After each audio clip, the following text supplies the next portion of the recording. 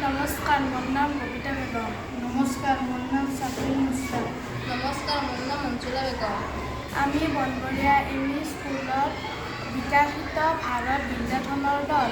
আমাৰ প্ৰকল্পটোৰ শিৰোনামা হৈছে অৰ্জুন গছৰ ছালৰ গুড়ি প্ৰস্তুত কৰা আৰু ইয়াৰ ব্যৱহাৰ। প্ৰকল্পটোৰ বাবে আমি প্ৰথমতে স্থানীয়ভাৱে উপলব্ধ কৰা অৰ্জুন গছৰ ছাল সংগ্ৰহ কৰি লৈছোঁ। এই ছালখিনি 7 পৰা 10 দিনলৈ চোকা ৰ'দত ভালদৰে শুকাই লৈছোঁ। ইয়াৰ পাছত আমি ইয়াৰ গুড়ি ভালদৰে গুড়ি কৰি লৈছোঁ।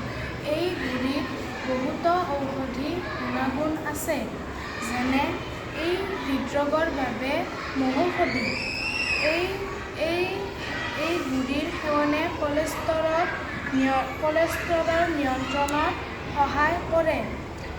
এই গুড়ি যক্ষ্মা ৰোগীয়ে ব্যৱহাৰ কৰিলে সুফল লাভ কৰে। এনেদৰে বিভিন্ন ৰোগত এই গুড়ি ব্যৱহাৰ কৰিব পাৰি। ই কম খৰচী আৰু ঘৰতে ব্যৱহাৰ কৰি ল'ব পাৰোঁ।